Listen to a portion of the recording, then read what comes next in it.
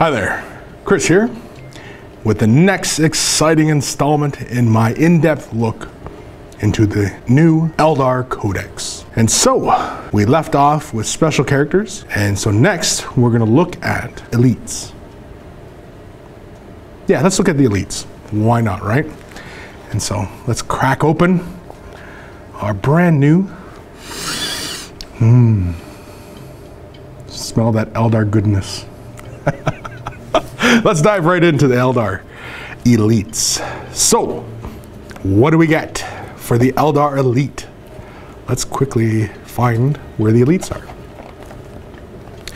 Now, in the elites section of the rulebook, we only have 2 pages of elite. Yeah, but we never really had that many elites, right? Yeah. And so, first things first is the Howling Banshees. Start off with 5, you can get 5 more, or up to 5 more, I should say.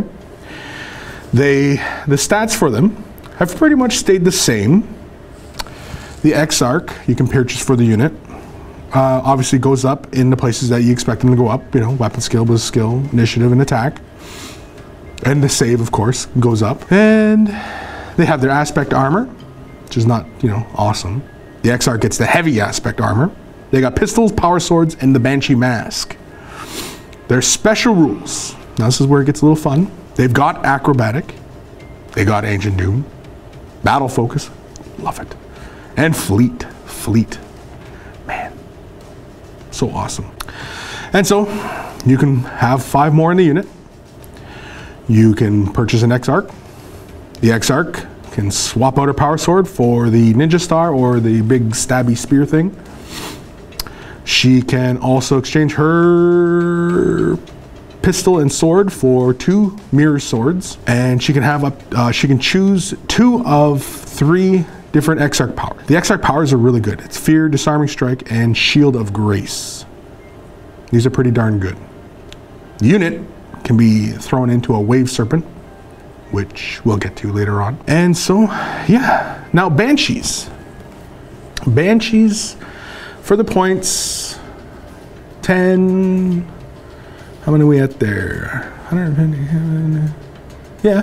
They came down in price a little bit, a hair. And really, the unit kind of becomes really a delivery unit for the Exarch, because what ends up hurting the Banshees, and which a lot of people don't like, I'm not sure why. Well, I know why, but I mean, because of the low strength. But they have power weapons. And you combine that with Doom, or, you know, other ways, that doesn't really seem so bad. Because, okay, against a Space Marine, they've got a 1 in 3 chance of wounding a Space Marine. And with Doom on that enemy unit, you know, they got more odds. Now, each of these little girls, when they're charging in, I mean, they're acrobatic. The unit can cause fear. And also, you know, there are other ways of breaking enemy, right? There's -3s to their leaderships. Hello, you know? And so really, yeah, it's the Exarch who's going to go in and do the dirty work for you. Because she can take weapons that'll up her strength, and she basically becomes a little can opener, right? And so Banshees, yeah, they get the bad rap of being a bad close combat unit. They're not. And I'll be saying this repeatedly in these videos, but the Eldar army in general is about specialization. And Banshees are there to take out Marine equivalent type units. Do they do it well? Well, every wound that they're going to do is going to put their opponent down. No, they're not super tough, but it's a unit of warriors with all power weapons. Like, what more do you want? And so they're really good. And you combine that with other things, and yeah, they become super awesome. Even with Guide or, you know, something else. That Exarch, or the Warlord trait that allows the reroll to wounds. Hello, you know? So, yeah, these Howling Banshees are my favorite close combat unit. I'll say it right now, they're my favorite close combat. Do I think they're better than Scorpions? No, I don't think they're better than Scorpions. Do I think Scorpions are better than Banshees? No, I don't think they're better than Banshees. Both have their role. And everything in the Eldar Codex has a role. And so Banshees have a role. Can Scorpions do it just as well as a Banshee against a unit of Marines? Well, the numbers say yeah, I suppose so. But you combine other factors and no, Banshees are going to do it better. And so, takes us to our next guys, the Striking Scorpions. And so these guys, I think, stayed about the same points cost. Their stats are pretty much the same, and the Exarch obviously goes up and, you know, where you expect them to go up. Yeah, the points are about the same. You can have up to a 10-man unit of this, guys. They have heavy aspect armor, a pistol, their Shrieking Chainsword. They've got plasma grenades and their Manda Blasters. The Manda Blasters now are like a separate attack now. They don't give them that +1 attack. And so I think that's where Scorpions lose out now.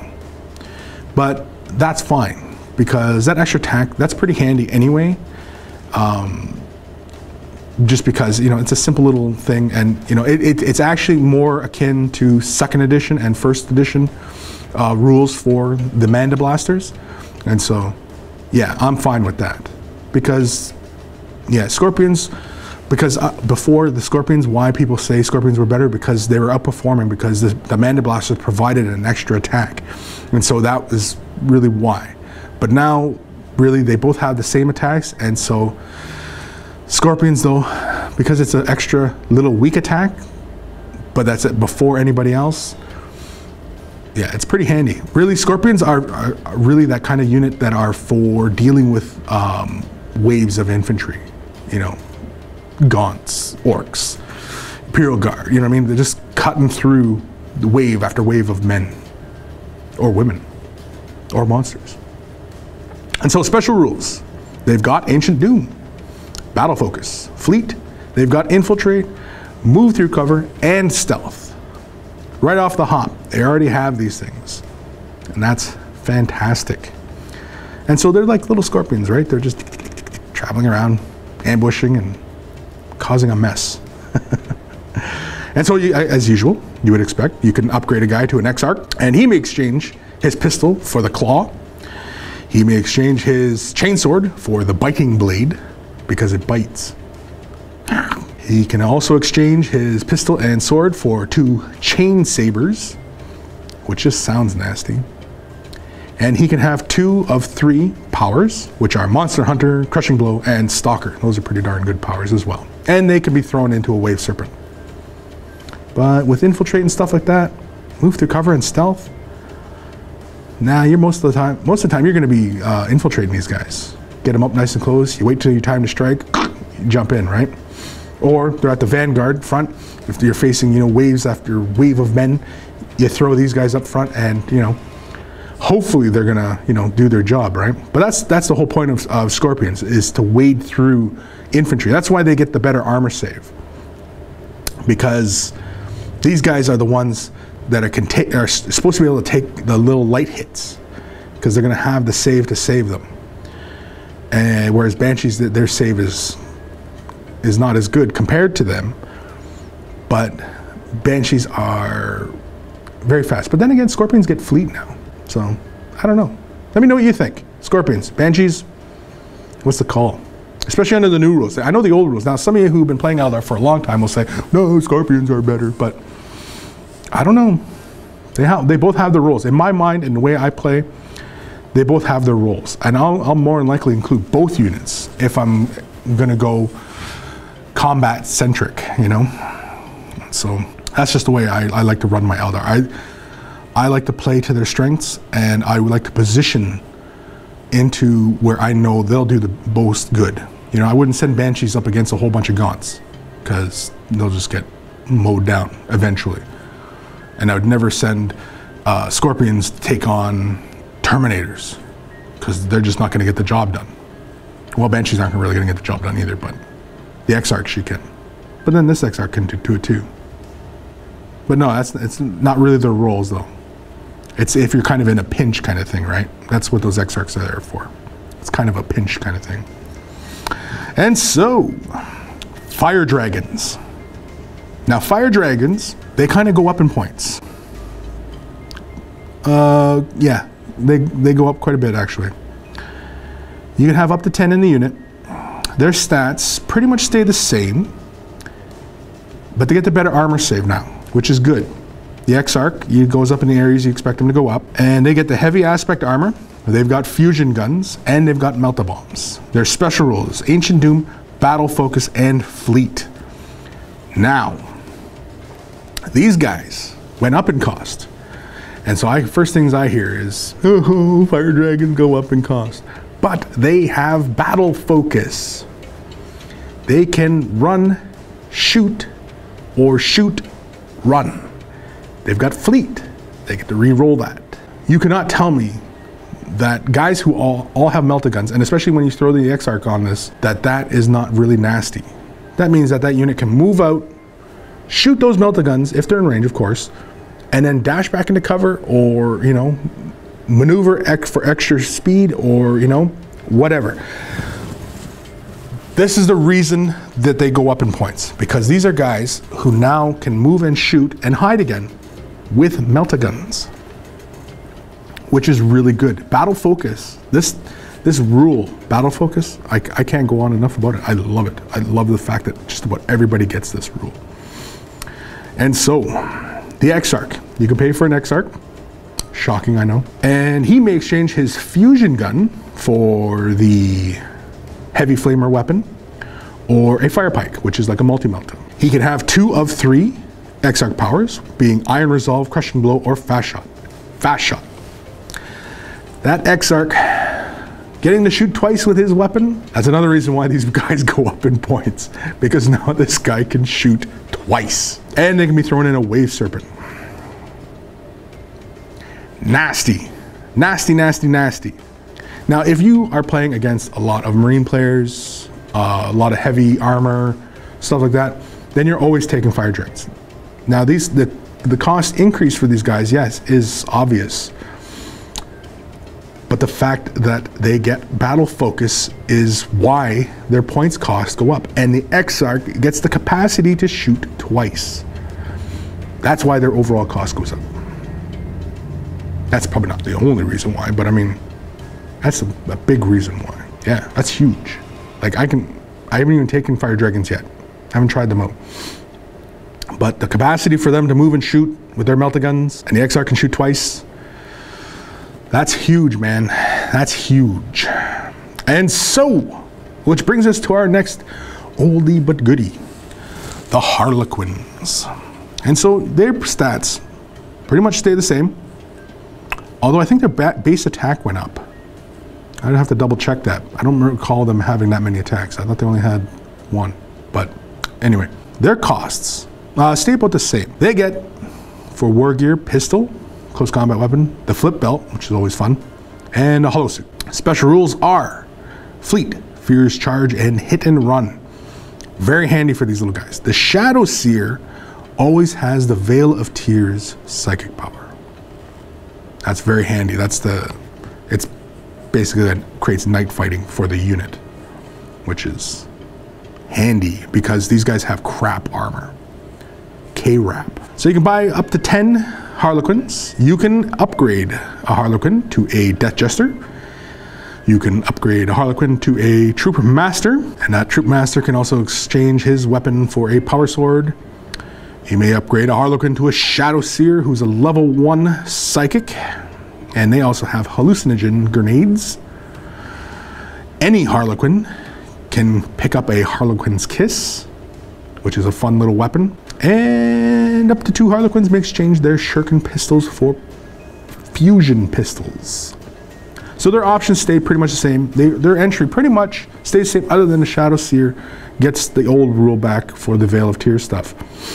And yeah, everything else is pretty much the same, other than, you know, some of the newer changes. Harlequins, you know, some people love them or hate them. I love them. They're great. It's a great unit, and they're characterful, and they're fun to paint. You know, it gives you a chance, especially within the Eldar army, to paint something different than what you're painting. You know, always take that opportunity to do it, right? And so, Harlequins. thumbs up. I like them. They didn't change them, you know, because I mean, like the recipe, you know, it doesn't require any kind of change. It's what works, works. And so why, you know, if it ain't broke, you don't fix it, right? And so, which brings us to our next big change in the elite section of the Codex. Wraithguard. These guys get really fun. Now, you can buy, you start off with 5 and you can buy up to 5 more, making a total of 10. Their points cost is, I do believe, about the same. They automatically have the cannon. They have Ancient Doom. They are bulky and fearless. They can exchange, the entire unit has to exchange if they're going to do it, for D-sides. And D-sides are basically like flamethrowers, but with distortion, and it's nasty. It's a nasty little weapon. And you can throw these guys into a Wave Serpent. That's lots of fun. And their stats, I do believe, stay pretty much the same. Yes, I do believe it's the same. And so, Wraithguard, awesome. You throw in that Spirit Seer, you're taking these guys as your troops. Nasty. Take 1 unit with the cannons, 1 unit with the D-sides, and you got like all sorts of versatility there. With toughness, with a high toughness. Man. Man, oh man, oh man, oh man.